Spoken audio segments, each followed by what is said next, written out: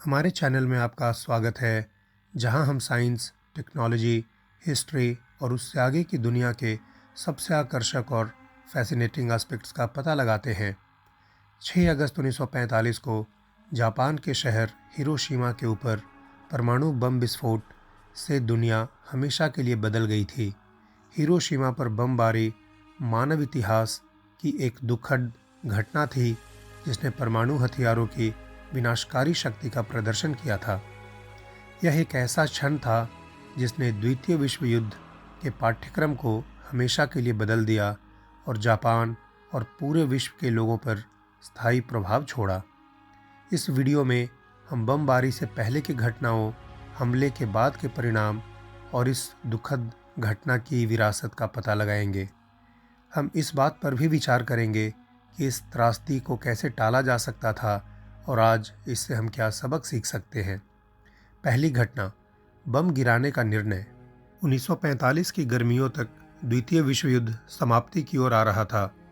मित्र राष्ट्रों ने यूरोप और यूएसए, ऑस्ट्रेलिया और न्यूजीलैंड में महत्वपूर्ण लाभ कमाया था, लेकिन युद्ध अभी तक खत्म नहीं हुआ था। संघर्ष को तेजी से समाप्त करने के लिए यूएसए ने एक नए और शक्तिशाली हथियार का उपयोग करने का निर्णय लिया, जिसका नाम था परमाणु बम।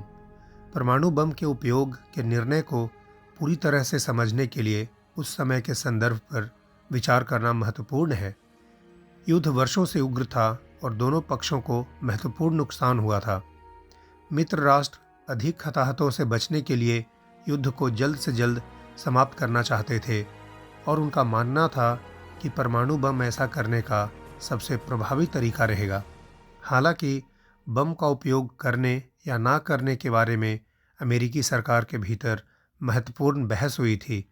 कुछ ने तर्क दिया था कि यह एक अनावश्यक और अनैतिक हथियार था, जबकि अन्य का मानना था कि युद्ध को तेजी से समाप्त करने के लिए यह एक आवश्यक बुराई थी। अंततः राष्ट्रपति हैरी ट्रूमैन ने बम का उपयोग करने का निर्णय लिया और इसे जापान में लक्षित शहर पर गिराने की तैयारी की गई। दूसरी घटना, लक्ष्य हिरोशिमा। हिरोशिमा को कई कारणों से पहले परमाणु बम के लक्ष्य के रूप में चुना गया था। यह एक प्रमुख औद्योगिक केंद्र और परिवहन केंद्र था, जो इसे मित्र राष्ट्रों के लिए राजनीतिक लक्ष्य बनाता था। इसके अतिरिक्त यह परंपरागत बमबारी द्वारा भारी लक्षित नहीं किया गया था, जिसका अर्थ है कि परमाणु बम के प्रभाव अधिक स्पष्ट रूप से दिखाई देंगे। हिरोशिमा पर बम के प्रभाव को पूरी तरह से समझने के लिए शहर पर ही विचार करना महत्वपूर्ण है। बमबारी के समय हिरोशिमा की आबादी लगभग 3,50,000 थी। यह कई महत्वपूर्ण स्थलों और इमारतों के साथ एक प्रमुख सांस्कृतिक और आर्थिक केंद्र था।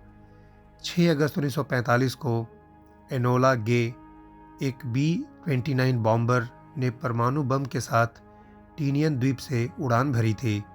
चालक दल में पायलट पॉल टिबेट्स शामिल थे, जिन्हें हिरोशिमा पर बम गिराने का काम सौंपा गया था।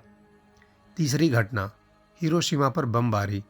सुबह 8:15 बजे बम ड्रॉप किया गया और शहर से लगभग 600 मीटर ऊपर विस्फोट हो गया।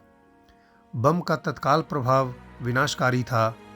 विस्फोट ने एक आग का गोला बनाया, जिसने लगभग 1.6 किलोमीटर के दायरे में सब कुछ जला दिया।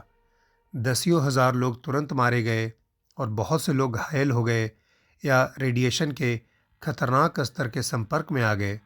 बम के प्रभाव को पूरी तरह से समझने के लिए विस्फोट के परिणाम पर विचार करना बहुत ही महत्वपूर्ण है। तत्काल बाद में शहर में अराजकता फैल गई, इमारतें नष्ट हो गई थी और कई लोग फंस गए थे या घायल हो गए थे। जो लोग शुरुआती विस्फोट में बच गए, वो रेडिएशन के खतरनाक लेवल के संपर्क में थे, जिसका उनके स्वास्थ्य पर दीर्घकालिक प्रभाव पड़ेगा। बमबारी के बाद के दिनों और हफ्तों में नुकसान की पूरी सीमा स्पष्ट हो गई थी। हजारों लोग मारे गए थे और कई लोग चोटों और रेडिएशन बीमारी से पीड़ित थे। हिरोशिमा शहर खंडहर में बदल गया था, अनगिनत इमारतों को नष्ट कर दिया गया था और इसके बुनियादी ढांचे को गंभीर रूप से क्षतिग्रस्त कर दिया गया था। चौथी घटना, विनाशकारी परिणाम। बमबारी के बाद परिणाम बहुत ही विनाशकारी था। हिरोशिमा में यह अनुमान लगाया गया कि विस्फोट के तत्काल प्रभाव और उसके बाद हुए रेडिएशन के कारण बमबारी के पहले कुछ महीनों के भीतर 90,000 और 1,46,000 के बीच लोग मारे गए थे। बहुत से लोग गंभीर रूप से जलने, चोटिल होने और रेडिएशन सिकनेस से पीड़ित थे। शहर खंडहर में रह गया था और इमारतों को नष्ट कर दिया गया था और आग नियंत्रण से बाहर हो गई थी। बमबारी का भी रेडिएशन के संपर्क में आने वालों के स्वास्थ्य पर दीर्घकालिक प्रभाव पड़ा, जिससे कैंसर और अन्य बीमारियां बढ़ गई थीं। पांचवी घटना, विरासत। हिरोशिमा और नागासाकी की बमबारी का विश्व इतिहास पर विशेष रूप से अंतर्राष्ट्रीय संबंधों और हथियारों की दौड़ के क्षेत्र में महत्वपूर्ण प्रभाव पड़ा है।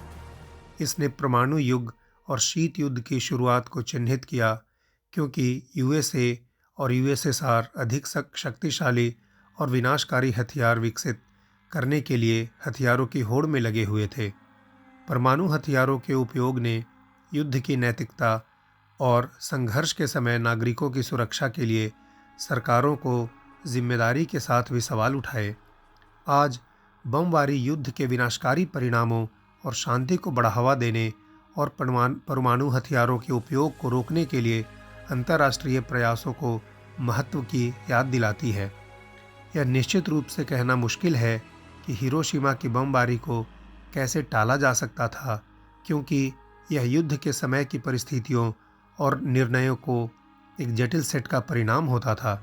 हालांकि ऐसे कई प्रमुख कारक थे जिन्होंने परमाणु हथियारों के उपयोग के निर्णय और पैसिफिक क्षेत्र में युद्ध को बढ़ाने में योगदान दिया।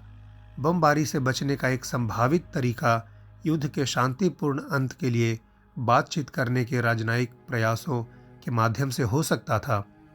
बमबारी से पहले यूएसए और जापान बातचीत में लगे थे, लेकिन शर्तें दोनों पक्षों के लिए स्वीकार्य नहीं थी। अंततः वार्ता टूट गई। यूएसए के लिए युद्ध को समाप्त करने के लिए वैकल्पिक तरीकों का पीछा करने की एक और संभावना होती, जैसे कि जापान पर भूमि आक्रमण या नौसैनिक नाकाबंदी। इन विधियों को अपने जोखिम और चुनौतियां थी, लेकिन वे परमाणु हथियारों के उपयोग के मुकाबले बेहतर हो सकते थे। अंततः यह जानना असंभव है कि यदि भिन्न निर्णय किए होते तो क्या होता। हालांकि हिरोशिमा के पाठों को याद रखना और एक ऐसी दुनिया की दिशा में काम करना महत्वपूर्ण है जिसमें युद्ध के ऐसे विनाशकारी कृत्यों को कभी दोहराया ना जाए। आप सभी घटनाओं और इनसे बचने के तरीकों के बारे में क्या सोचते हैं, मुझे कमेंट्स में बताएं। मुझे आशा है कि आपको यह वीडियो अच्छा लगा होगा। अगर अच्छा लगा है तो वीडियो को लाइक, सब्सक्राइब और कमेंट करना ना भूलें। वीडियो देखने के लिए धन्यवाद।